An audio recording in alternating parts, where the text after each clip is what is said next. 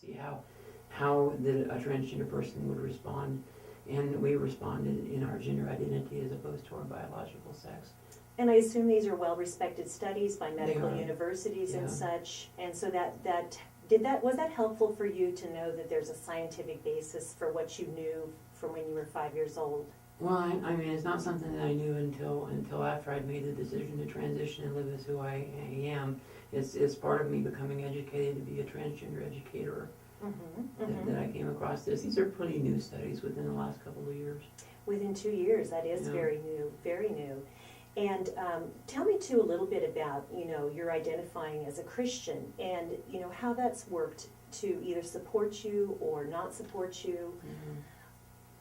Well, Where does a lot of the bias and the hate come from? Do you feel that? Is that part of why you wanted to start this organization?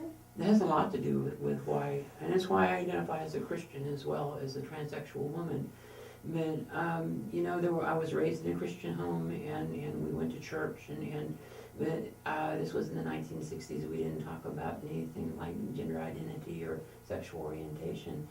But by the time I was, a teenager and into my adult years, I very much felt like the people were telling me that God didn't approve of me, the way I was created. And I knew I'd been created that way, because it wasn't like I made a decision to be this way.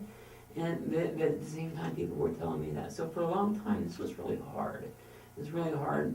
Believing that God doesn't approve of you the way God created you was a very hard place to be. So you were buying into some of that. I had, it's what you hear. It's That's all you were hear, given. and we didn't have a Chaz Bono on Dancing with the Stars. We did not. as a role model for the transgender community. And all the imagery that we had up until about 5 years ago was like Jerry Springer and Cops. And that's what people saw. If they saw anybody transgender, it would be on one of those two shows. So you were actually, obviously, in the position you were in, you were very aware of anything being presented in the media, television, or whatever, with a transgender person. And did you, so they were doing things like that on Jerry Springer and Cops, and was it portrayed in a negative light? Oh, they always portrayed transgender people in a negative light, always. Not just negative, but people with severe issues as well. And it's just really, really unfortunate. That imagery is a lot different today because of Chaz Bono, because of Barbara Walters and Ellen DeGeneres and Dr. Oz and Oprah. So you think Chaz Bono being so open with his transition has been a good thing for your community? I think it is a good thing. And actually, I even think it's a good thing when people get up in arms about how horrible it is, because what it does is it exposes the ignorance, and it exposes the lack of understanding and the lack of love among people who call themselves Christian. Being Christian is supposed to be about loving your fellow human being. Jesus was very specific about how all people are worthy humans, dignified, just by the fact that we're here. I can feel your passion when you talk about this, and this must be maybe your driving force. Because tell me some more about some of your other activist duties and projects you're involved with, because you're quite active. I try to stay pretty busy with stuff. I think it's really important for me to be involved in activism that makes a difference for all people, not just for lesbian, gay, bi, and transgender people. But so I'm a volunteer with the Topeka-Shawnee County Homeless Task Force. I'm also a volunteer with the Center for Safety and Empowerment with the YWCA in Topeka, which used to be the Battered Women Task Force, and I am a volunteer at the Shawnee County Jail, and I'm also the state vice chair and Topeka chapter chair of Kansas Equality Coalition, which is a political action organization. We have 11 chapters across the state, and we're working to create political change for LGBT people. And is that what the equality in that organization generally stands for? Yes. The LGBT, and that's lesbian, gay, bi, and transgender. Are those? Do you find those organizations are fairly active in this state even? Any of those organizations, like the LGBT organization?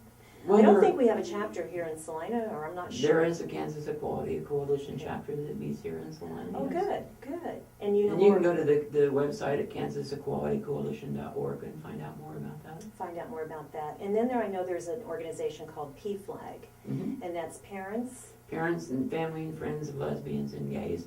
They don't specifically in their name talk about transgender, but they have great support for transgender people. If you're looking for a support agency anywhere that you are, if you can find a local PFLAG, they're going to be able to help you. So in other words, that's probably a more standardized one in a sense. Is that the one that's more pervasive in all communities is PFLAG, or can you pretty much find those in different communities, in all communities? There are not necessarily active chapters, Right. but there are throughout different places within the state. Because we're There still are a small number of town them. in the sense. I mean, Yeah. we're not, and I think we're a pretty progressive community, but you know. I think so too, yeah. But we're not like a real large community where you can pretty much find all sorts of things. Because I was actually hoping to find someone transgender from this community of Salina to come and talk to us, of course, because of Chaz Bono Right. being so in the news. So, and Stephanie, we're going to have to go to a little bit of a break here, but I know there's a lot more to talk about. And I think one thing I really want people to stay tuned, because I want to address the idea that you lived many years as a man outwardly, and how you feel you've been treated differently now that you're a woman. Good. And as a woman, and I don't call myself necessarily a feminist, I want to hear about that. Okay. So we're taking a short break here with Stephanie, but be sure to stay tuned. We have our mother coming on to talk about her journey with her gay child. And this is Joan on the Joan Yurkovich Show. And be sure to go to our video outtakes. We have podcasting and we have links to iTunes, and those are found on joanyurkovich.com. This is the Joan Yurkovich Show on 910 KINA Salina. Let's call that a save. That's a very interesting piece of information you said, though, about how you have seen so much change. You know, another thing, you wanted to talk about the difference, how you've been treated differently as a female. Mhm. What else did you say you wanted to kind of go?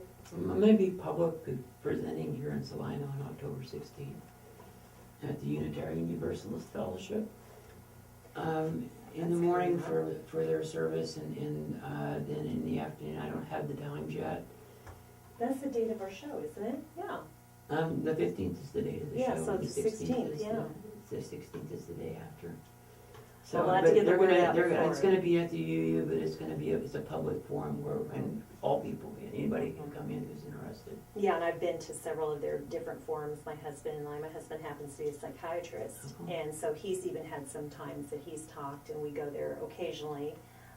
We identify mostly with our Catholic faith, Yeah.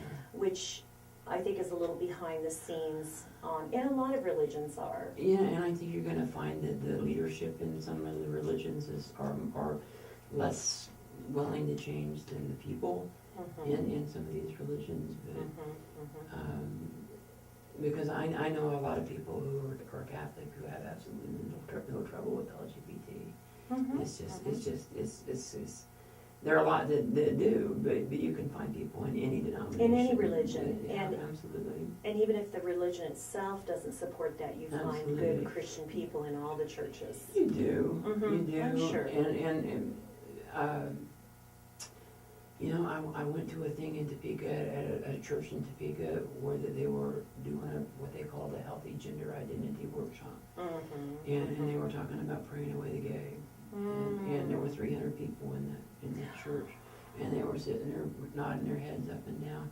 And I went to it because I wanted to hear what was being said. I don't want to tell the name of the church, but So the 300 people, let me take it, that were there weren't people like you. no, there were people who were learning about how that being gay or not, not the same as a person who identifies exactly, the same way, the gender binary.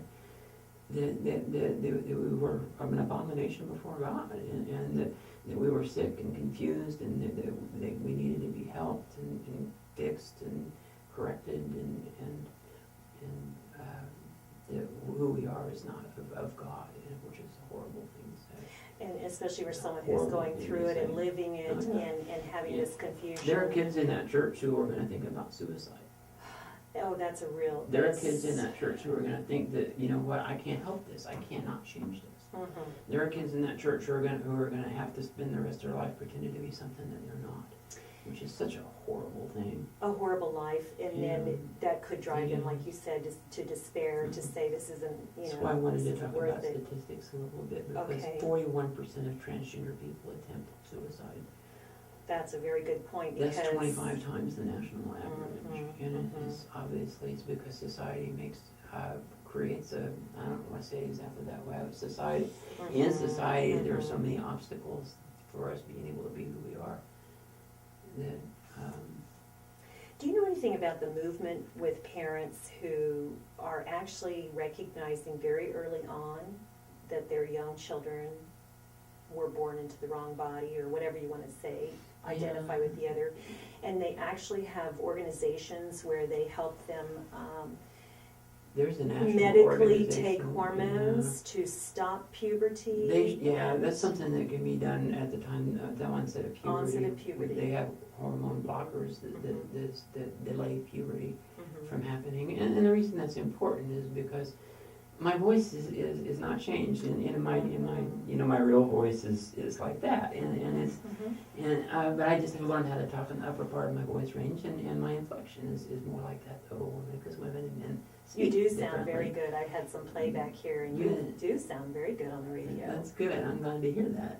Well, when I read some off your website, I wondered about that. Yeah, it Since doesn't- I knew I yeah, didn't have my it regular doesn't operator here, I'm change. trying to think. So if you have a young trans girl, a young Mhm. trans girl who knows that she's a girl, but she's too young really for surgery or hormones because she's a child still, Mhm. and so it's, if you could delay puberty so that her voice didn't have to get low, so that she doesn't get facial hair. I mean, I still have to deal with a man's facial hair every day, Mhm. which basically means I have to shave every morning, and I'm just blessed enough that I don't have a big heavy beard Mhm. that makes it possible. Otherwise, I'd have to spend thousands of dollars on electrolysis. Electrolysis, I've heard about Yeah. that, being So such a... why not delay that onset until they, Mhm. get to be 16, 17, 18 years old, whether they can make that decision together with a therapist, together with their Mhm. family, Mhm. about what's the right thing for them to do. Do you want to talk a little bit on the air about this? I can talk about whatever you want to talk You know, about. I just think this is very There's so interesting. much to cover in and I this know, subject that and I'll tell you that... couldn't cover it in 2 hours, but And I'll tell you, one of the things that drives me to some of this is because I'm by trade, I'm licensed as a registered nurse, so some of this biology stuff really interests me. But we want to talk about suicide for sure. I want to be able to talk well, about... there's 1 in 5 of us become homeless in our lifetime. Mhm. There's a ton of different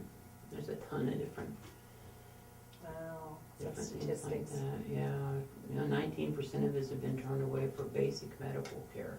Mhm. Not transgender related medical care, but as in, I have the flu, will you treat me? No, I can't, you're transgender. 19% of us, 1 in 5. For the flu? 1 in 5, yeah, but because doctors don't want to treat people who are transgender. They, for some reason, conceive that there is something different about that. But Like, the human body's gonna...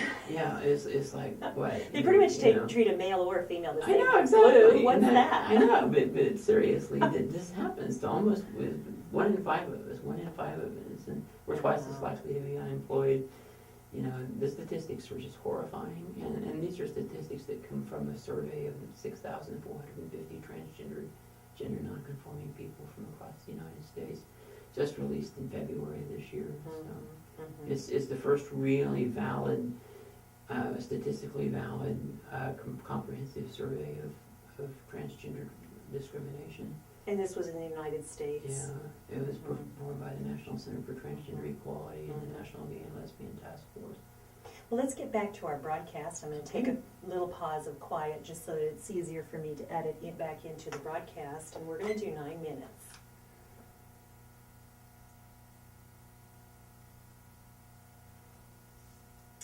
We're back, and this is Joan with the Joan Yurkovich Show, talking to Stephanie, our transgender guest.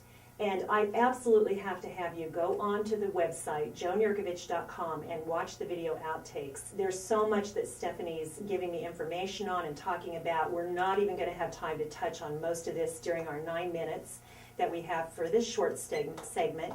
So we'll go ahead and get back, Stephanie, because some of what we talked about on the video, I wanted to say, is there is something of a movement by parents who do have children who are identifying at a young age, just as you did. You knew you were Right. a female.